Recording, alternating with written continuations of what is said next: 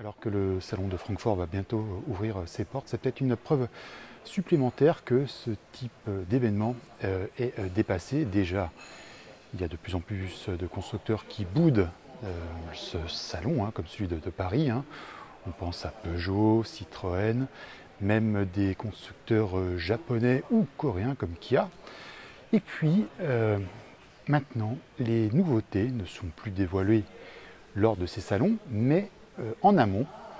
Par exemple, la Corsa, pourtant qui est un modèle allemand, aurait pu être, on pense, dévoilée lors de cette grande messe. Eh bien, pas du tout. Elle a été présentée en avant-première en Allemagne il y a une quinzaine de jours. Et puis là, elle fait une halte aussi à Paris, où on la découvre en statique. Alors la Corsa, c'est un modèle important pour Opel, puisqu'il représente un quart de ses ventes en Europe et même un tiers en France.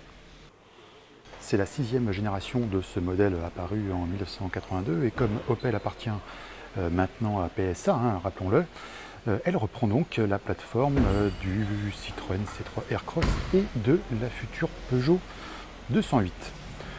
On retrouve aussi les moteurs du groupe, à savoir le 1,2 litre 75, 100 et 130 chevaux. Et on notera aussi que le diesel fait son retour, alors avec un seul bloc de 102 chevaux, 1,5 litre. Pourquoi ? Tout simplement pour cibler les entreprises qui, pour des raisons fiscales, continuent encore à plébisciter ce carburant. On a fait aussi la chasse au kilo. La version la plus légère est juste sous la tonne, 980 kg.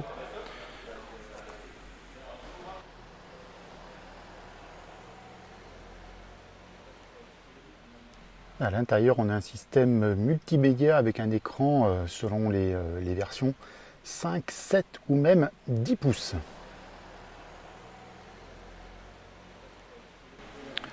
On a aussi l'arrivée dans le catalogue d'une finition, on va dire, au look sportif, GS Line. Ça aussi, c'est très dans l'air du temps. On a juste la carrosserie, mais on n'a pas les moteurs qui vont avec ce look un petit peu bodybuildé. Et cette finition GS Line, c'est aussi un clin d'œil à la version sportive qui existait sur les générations précédentes.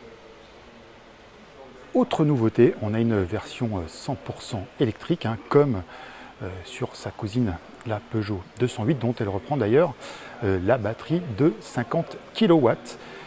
Et grâce à elle, elle a une autonomie de 330 km. En fait, on a très peu de différence entre la version thermique et la version zéro émission. Extérieurement, il n'y a aucune différence.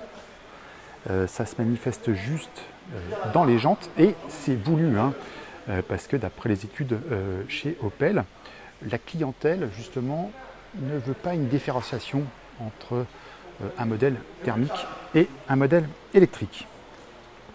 Alors cette nouvelle Corsa arrive dans les concessions en novembre et par contre pour la version électrique, il faudra attendre le printemps 2020.